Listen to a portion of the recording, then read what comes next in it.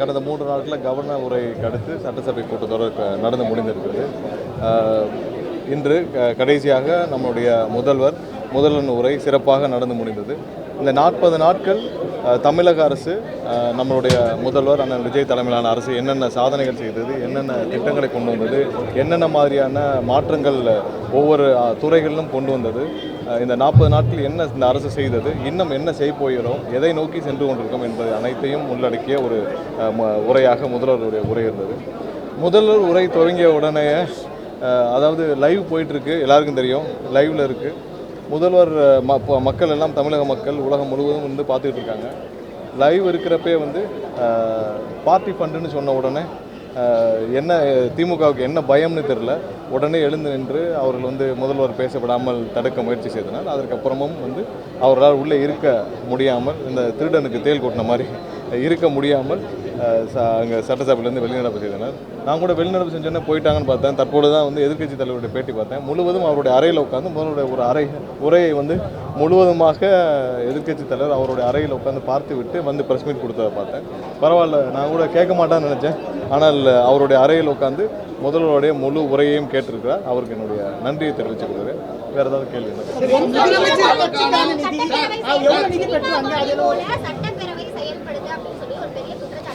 எல்லாருக்கும் அவருடைய ஸ்டைல் ஒன்று, எல்லாருக்கும் அவருடைய பாணி இருக்கும். நான் என்னுடைய பாணியில் நான் மட்டும்தான் பேச முடியும்.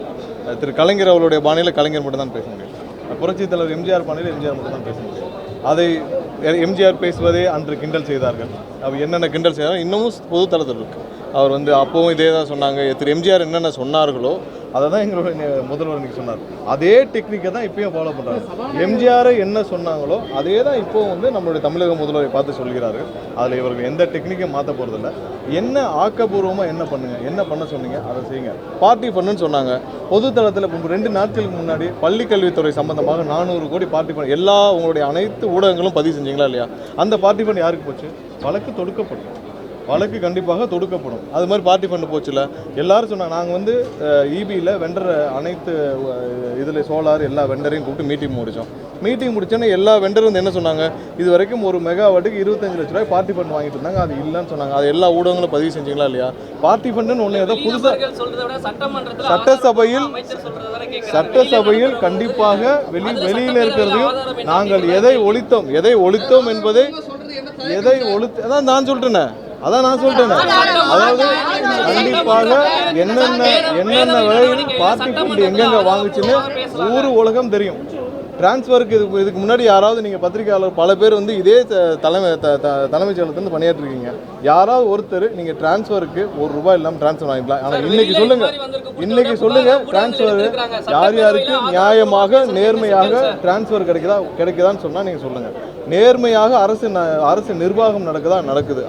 ஒவ்வொரு டிபார்ட்மெண்ட்டோட அட்மினிஸ்ட்ரேஷன் நேர்மையாக நடக்குது. அதுதான் முதல்ல சொன்னார். இதுக்கு முன்னாடி டிரான்ஸ்ஃபர் உங்களுக்கு தெரியும்ல, ஒரு டிரான்ஸ்ஃபர் இதுக்கு முன்னாடி வாங்கணும்னா எப்படி வாங்குவீங்க?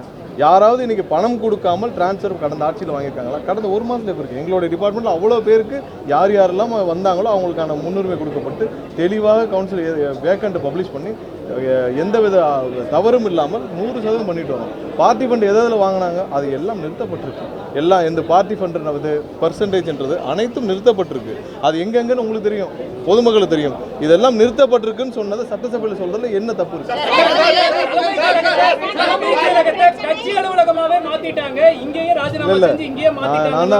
நான் திரும்பவும் சொல்றேன், இதற்கு முன்னால் தலைமைச் செயலகத்துக்குள்ள சாமானிய மக்கள் யாரும் வந்ததில்லை. இன்றைக்கி தலைமைச் செயலகத்துக்குள்ள, இதுக்கு முன்னாடி எப்படின்னா தலைமைச் செயலகத்துக்குள்ள புரோக்கர்கள் மட்டும்தான் நடமாடி கொண்டிருந்தார்கள். அந்த அரசு சார்பாக அரசுக்கு பணம் வாங்கி கொடுக்கும் புரோக்கர்கள் மட்டும்தான் நடமாடி இருந்தாங்க. இன்றைக்கி சாமானிய மக்கள், பொதுமக்கள், ஒவ்வொரு அமைச்சருடைய அலுவலகத்துக்கு வெளியில் நீங்கள் போய் நின்று பாருங்கள். வர்றதெல்லாம் சாமானிய ஏழை எளிய மக்கள். ஒவ்வொரு நாளும் அவங்களுடைய கஷ்டங்களுக்காக வர்றாங்க. ஒவ்வொரு அமைச்சரும் என்ன செய்யணுமோ அவ்வளோ கிரிவன்ஸையும், முன்னாடி கிரிவன்ஸ் டைம்னு ஏதாவது இருந்துச்சா? இப்போ தான் இந்த அமைச்சரை பார்க்கணுன்னு இருந்துச்சா? இல்லை முதல்வர் பார்க்க ஏதாவது கிரீவன்ஸ் டைம் இருந்துச்சா? இப்போ எப்போ வேணாலும் எந்த அமைச்சர் வேணால் பார்க்கலாம். ஏன்னா எல்லாரும் 9 மணிக்கு ஆஃபீஸ் வந்துடுறாங்க, தலைமைச் செயலகம் வந்துடுறாங்க, சாயந்தரம் வரை இருக்கிறாங்க. இரவு 8 மணி 9 மணி வரைக்கும் பல அமைச்சர்கள் இருந்த மக்களை சந்திக்கிறாங்க. ஒவ்வொரு நாளும் மக்களுக்கு தேவையான கிரிவன்ஸ் எல்லாம் அங்கங்கே நாங்கள் சார்ட் அவுட் பண்ணி அமைச்சிக்கிட்டே இருக்கோம். மக்கள் ஒரு நாளைக்கு ஒவ்வொரு அமைச்சரும் 500லேருந்து 1000 பேர் வந்து சந்திக்கிறார்கள். அதை நீங்கள் ஒவ்வொரு அமைச்சரோட அலுவலகத்திலையும் வெளியிலேயே பார்க்கலாம். அதில் ஒரு சில கட்சிக்காரர்கள் இருக்கலாம், பெரும்பாலும் ஏழை எளிய மக்கள் எல்லா பகுதியிலேருந்து வந்து பார்க்குறாங்க. அதை இவர்கள் பொறுத்து கொள்ள முடியாது. இவங்க இதெல்லாம் புது ஒரு அட்மினிஸ்ட்ரேஷனாக இருக்குது, புதிதாக இருக்குது. தலைமைச் செயலகத்துக்குள்ள பொதுமக்கள் இவ்வளோ பேர் வந்து அமைச்சர்களை பார்க்குறது என்னன்னா, இது நம்ம இருக்கப்போ யார், நீங்கள் இருக்கப்போ யாருமே நீங்கள் விடலையா? நீங்கள் இருக்கப்போ எத்தனை பேர் நீங்கள் வந்து பொதுமக்களை பார்த்தீங்க? உங்களை சந்திப்பது உங்கள் குடும்பத்தை சார்ந்தவர்கள். உங்கள் ஒவ்வொரு துறைக்கும் 20 PA வச்சுருந்தீங்க. நாங்கள் சொல்லிட்டோம் எந்தெந்த துறையில் எவ்வளோ PA வச்சுருந்தீங்கன்னா, 20 PA எதுக்கு வச்சுருந்தீங்க? 20 PA வசூல் பண்ண வச்சுருந்தீங்க. அப்படி தானே ஒவ்வொரு துறை இருந்துச்சு. நாங்கள் முன்னாடியே லிஸ்ட் பண்ணி சொல்லியிருக்கோம்ல, ஒவ்வொரு துறைக்கும் 20 பாயிண்ட்டை போட்டு 20 இடத்துல வசூல் பண்ணுற வேலை தான் பண்ணீங்க. ட்ரான்ஸ்ஃபர் ஒருத்தர், ப்ரொமோஷன் ஒருத்தர், டெண்டர் பார்க்கர் ஒருத்தர், கான்ட்ராக்ட் ஒருத்தர், ஒவ்வொரு துறையிலையும் 20-10 பேரை வச்சு நீங்கள் வசூல் பண்ணிட்டு இருந்தீங்க. இப்போ அப்படிலாம் கிடையாது. நீங்கள் எல்லாம் முன்னாடி தலைமைச் செயலுக்கு வர்றதே வந்து ஒரு சில புரோக்கர்களை சந்திச்சுட்டு போகிறதுக்கு மட்டும்தான். ஆனால் இப்போ தலைமைச் செயலகத்தில் சாமானிய மக்கள், எளிய மக்கள் வந்து சந்திச்சுட்டு போகிறாங்க, அமைச்சர்கள் பார்க்குறாங்க. அதில் எந்த தவறும் இல்லை. அது என்ன குறை சொன்னாலும் நேரில் எல்லாரும் வந்து பார்த்துக்கலாம். இந்த ஆட்சி அமைஞ்சதில் முதலமைச்சர் பேரவையில சொன்னாரு. ஆனா எதிர்க்கட்சி தலைவர் ஒரு சார்ந்த அதிமுகவினரை சந்தித்தது ஏன்ற கேள்வி எழுப்புறாரு. நாங்கள் ஏற்கனவே இதுக்கு விளக்கம் கொடுத்து விட்டோம். திரு எடப்பாடி அவர்களை சந்திக்கிறதுக்கும் நேரம் கேட்டோம். ஆனால் அப்பொழுது அவர்கள் இருந்த சூழ்நிலையில் நான் இப்பொழுது சந்தித்தால் நிறைய, அவருக்கு அப்போ உள்கட்சி பிரச்சனை உச்சத்தில் இருந்தது, அதுக்கு சந்தித்தால் நல்லா இருக்காதுன்னு சொல்லிட்டாங்க. அதற்கு அப்புறம் தான் எல்லாரையும் நாங்கள் வந்து முதலாவதாக யாரை சந்தித்தார்? எங்களுடைய தலைவர் முதலாவதாக திரு மு.க. ஸ்டாலின் அவர்களை சந்தித்தார். முன்னாள் முதல்வர் அவர்களை சந்திச்சாரா? எல்லாரையும் சந்திச்சாரா? எல்லாரையும் சந்திக்க நேரம் கேட்கப்பட்டது. அப்போ சொன்னாங்க, எனக்கு ரிப்ளை பண்ணுறதை சொன்னாங்க, யாரை சந்திச்சாங்கன்னு. திரு எடப்பாடி அவர்களுக்கு நேராக ஃபோன் கிடையாது. அவரை சுற்றி இருக்க 3-4 பேருக்கு தான் தொடர்பு கொள்ளணும். அந்த 3-4 பேருக்கும் தொடர்பு கொண்டு விஷயத்தை தெளிவுபடுத்தணும். அவருக்கு யாராவது ஒருத்தர், இப்போ நீங்களே இவ்வளோ பேர் நாள் இருக்கீங்க, திரு எடப்பாடி அவர்களுக்கு நேரடியாக ஃபோன் இருந்து யாராவது பேசியிருக்காங்களா? அவருக்கு நேரடியாக ஃபோன் கிடையாது. அவருடைய உதவியாளர் ஒருத்தர் இருப்பார், அதில் கூட இருக்கும் ஒரு சில முன்னாள் அமைச்சர் இருப்பாங்க, அவங்க மூலியமாக தான் அவரை தொடர்பு கொள்ள முடியும். இப்போ எங்களுடைய தலைவர்கள் நேரடியாக தொடர்பு கொள்ளலாம். ஸோ அந்த மாதிரி தான் அவர் எடப்பாடி அவரை சுற்றி வச்சிருப்பார். அது மூலியமாக தகவல் தெரிவிக்கப்பட்டு கேட்கப்பட்டது. அவர் அப்போ வந்து இப்போ இருக்கிற சூழ்நிலையில் அவரை சந்தித்தால் நல்லா இருக்காது, எங்கள் கட்சிக்குள்ளே ஒரு சில பிரச்சனைகள் இருக்கிறாங்க, அதுக்கு அடுத்தடுத்த கட்டமாக சரி இங்கேயும் அவருடைய அடுத்த கட்ட தலைவர்களை சந்திக்கலாம், நல்லா இருக்காது. ஏன்னா அதிமுக மற்ற கட்சியெல்லாம் சந்திச்சாச்சு, அதிமுக இருக்கிற யாரையாவது சந்திக்க வேண்டியதில்லை, நல்லாக இருக்காதுன்னு சொன்னால் ஒரு மரியாதை நிமித்தமான சந்திப்பு மட்டுமே தவிர, ஒரு நிமிஷம் என்னென்னா அவர்களால் தான் இந்த ஆட்சி நடக்குதா? இல்லை, அவர்களை வைத்து தான் இந்த ஆட்சி அன்னைக்கு வந்து வாக்கெடுப்பில் தப்பிச்சதா? இல்லை, எங்களுடைய கூட்டணியிலே எங்களுக்கு வந்து 120 MLAக்கள் சப்போர்ட் இருந்துச்சு. அது வந்து அவர்களை மரியாதை நிமித்தமாக புரட்சித் தலைவர் ஆரம்பித்த கட்சி, அம்மா வழிநடத்திய கட்சி, அந்த கட்சியில் சேர்ந்த மூத்த தலைவர்களை சந்திப்பதில் எந்த தவறும் இல்லை. அதனால தான் சந்திப்பு நடந்துச்சு. அவர்களை வைத்து அந்த அன்னைக்கு இருந்த வாக்கெடுப்பில் நாங்கள் ஏதாவது ஜெயிச்சோமா? இல்லை. அது வந்து மரியாதை நிமித்தமான சந்திப்பு. அன்று கேட்கப்பட்டது கடைசி நிமிடம் இல்லைன்னு சொன்னனால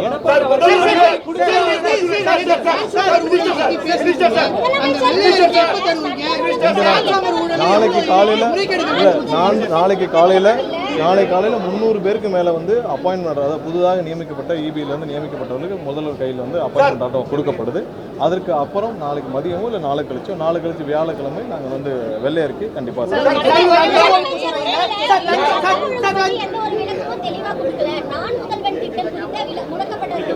பாருங்க.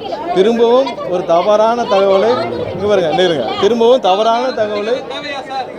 தகவலை சொல்றாங்க. நேற்று எதிர்க்கட்சி தலைவருக்கும் அங்கேயே விளக்கம் கொடுக்கப்படுச்சு. நான் முதல்வன் திட்டத்தை அந்த திட்டம் முடக்கப்படவில்லை. அந்த திட்டத்தின் பெயர், ஏன்னா ஒவ்வொரு திட்டத்தின் பெயர் வந்து கண்டிப்பாக அந்த திட்டத்துடைய செயல்பாடு குறித்து இருக்கணும். அந்த திட்டம் என்ன பண்ணுது? திறன் மேம்பாடு, ஸ்கில் டெவலப்மெண்ட் பண்ணுது. ஸோ நான் முதல்வன் சொல்கிறதுனால பல பேருக்கு பெரிய குழப்பம் வருது. அவங்க குடும்பம் இருந்த வேணால் நான் முதல்வன் சொல்லி அந்த குடும்பம் மட்டும் முதல்வராக இருந்து பெருமைப்பட்டு கொள்ளலாம். ஆனால் இது ஸ்கில் டெவலப்மெண்ட், மிக எளிய மக்களுக்கு திறன் மேம்பாடு, ஸ்கில் டெவலப்மெண்ட் சம்மந்தப்பட்ட துறைன்னு பெயர் மட்டும் புரியும்படியாக மாற்றப்பட்டிருக்கு.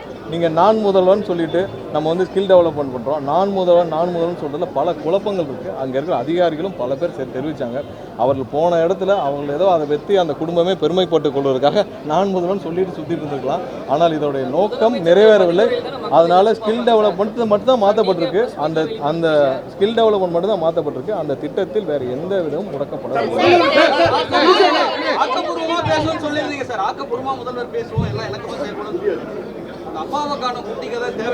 இல்லை, கண்டிப்பாக சொல்லணும்ல. நீங்கள் நேற்று எதிர்க்கட்சி தலைவருடைய இதில் நிறையா ஒரு பொதுவாக சொல்லிகிட்டே போனார். என்னன்னா அவருக்கும் இது முதல் உரை, அதனால் அவரை நாங்கள் அதிகமாக இன்டர்வ் பண்ண விரும்பவில்லை. அதனால தான் இன்டர்வ் பண்ண விரும்பவில்லை. அதுக்கு அடுத்து வந்து அவருடைய உரையில் நிறைய பொதுவான கருத்துக்கள் இருந்துச்சு. அவருக்கும் முதல் உரை, அவருக்கான வாய்ப்புகளும் கொடுக்கப்பட்டுச்சு. அதையும் அவர்கள் புரிந்து கொள்ளவில்லை. இன்று முதல்வர் பேச ஆரம்பித்தவுடன் என்ன பார்ட்டி ஃபண்டு தான் சொன்னார். ஏன்னா பார்ட்டி ஃபண்டு உங்கள் கட்சியிலே இல்லையா? அப்புறம் இவ்வளோ கேஸ் வந்துச்சு. பார்ட்டி ஃபண்ட் உங்கள் கட்சியிலே இல்லையா? உங்கள் கட்சியில் யாருமே சரி ஒன்றும் இல்லை, எல்லாம் பிளாங்காக விட்டுருவோம். அவங்களுடைய நிதியமைச்சர் 30,000 கோடி சொன்னாரா இல்லையா? 30,000 கோடி ஒரு குடும்பம் எடுத்துகிட்டு போச்சுன்னு சொன்னார். இது சம்பந்தமாக வழக்கு பதிவு செய்து அந்த ஆடியோ சம்பந்தமாக உண்மைத்தன்மை ஆராய இந்த அரசு முன்வந்தால் ஓகேயான்னு இல்லை ஒன்றும் இல்லை. 30,000 கோடியாக அவருடைய ஆடியோ வெளியே வந்துச்சு. அந்த ஆடியோ சம்பந்தமாக உண்மைத்தன்மை ஆராய அவர் திரு பிடிஆர் அவர்கிட்ட போய் கேளுங்க. உண்மைத்தன்மை ஆராய ஒரு குழு அமைத்து நம்ம வழக்கு பதிவு செய்தால் அவருக்கு ஓகேன்னு கேளுங்க. அந்த 30,000 கோடி எங்கேருந்து போச்சு, பார்ட்டி ஃபண்டா என்னன்னு கேளுங்க.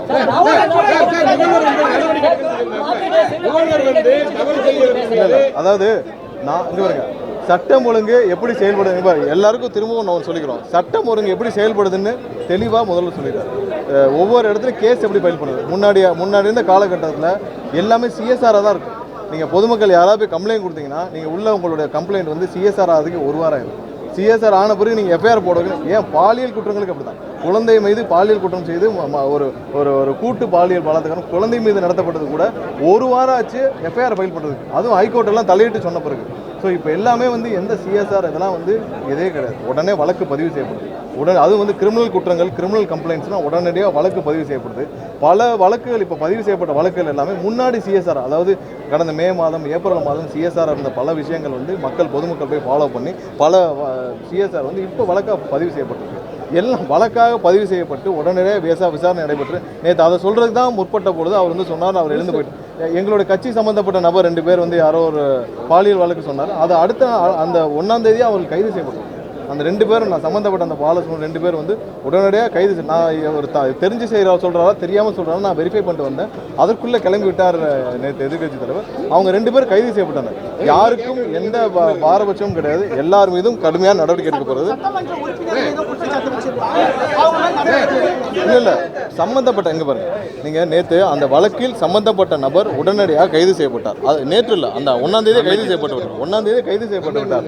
நீங்கள் சட்டமன்ற உறுப்பினர் மீது என்ன கம்ப்ளைண்ட்னா அவர்கிட்ட சொன்னேன்னு சொல்லியிருக்காங்க.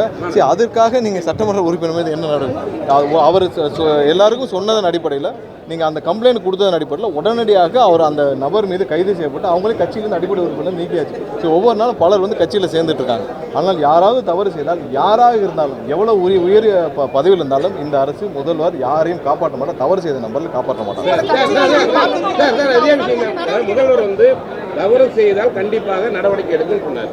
ஏற்கனவே கேஸ் 2-3 கேஸுக்கு என்ன டிலே நீங்கள் சொல்லியிருக்கீங்க.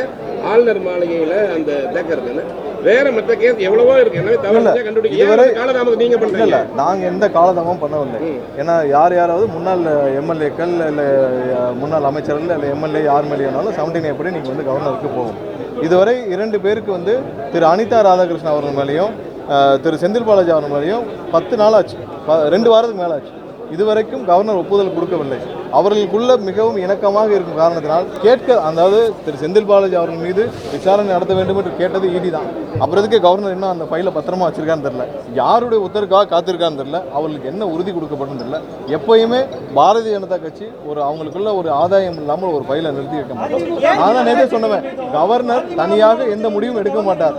அரசியல் ரீதியான முடிவுகள் மட்டும்தான் எடுப்பார். அவர் கண்டிப்பாக இந்த ஃபைலை நிறுத்தி வைக்கிறதுக்கான காரணம் கண்டிப்பாக வேற ஏதோ உத்தரவாதம் திமுக அவர்களுக்கு கொடுத்திருக்கிறது. அதன் காரணமாக அதை பொறுத்திருந்து பார்ப்போம்.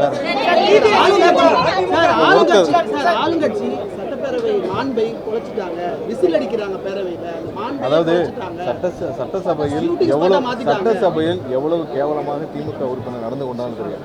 இன்னைக்கு வந்து கட்டுப்பாடற்ற கூட்டம்னு எங்களை பார்த்து சொன்னோம்னா எங்களுடைய தலைவர் சொன்னவுடன் கட்டுப்பாடோடு எல்லாரும் உட்காந்து சபையில் உட்காந்துருக்கோம். கட்டுப்பாடு இல்லாமல் எப்படி முகபாவனை என்ன ஓயின்னு எல்லாம் கட்டிட்டு இருக்காங்க. எல்லாரும் வந்து சட்டசபை ஒழுங்காக நடக்க வேண்டும், மக்களுக்கு நல்லது செய்ய வேண்டும், என்ன செய்ய வேண்டும் என்று ஆளுங்கட்சியை சேர்ந்த அனைத்து எம்எல்ஏக்களும் எங்களுடைய அமைச்சர்கள் கூட்டணி சார்ந்த அனைத்து கட்சிகளும் அமைதியாக இருக்கிறாங்க. ஏன் அதிமுகவில் இருந்தாலும் அமைதியாக இருந்தாங்க. இவர்கள் மட்டும் பார்ட்டி ஃபண்டுன்னு ஒரு கோவம் வந்துருச்சு. ஏதோ வந்து அவங்களை திருடனை தேல் கூட்டின மாதிரி கோவம் வந்தால் நீங்கள் வந்து அதுக்கான நான் தான் சொல்லிட்டேன் என்னென்னு சொல்லிட்டு இதை ஒரு சில விஷயங்கள் சட்டசபையில் என்ன பேச முடியும் அதுதான் பேச முடியும். பார்ட்டி ஃபண்ட் ஒழிக்கப்பட்டது உண்மைதான். பல பத்திரிகை நீங்கள பதிவு அவ்வளோதான்.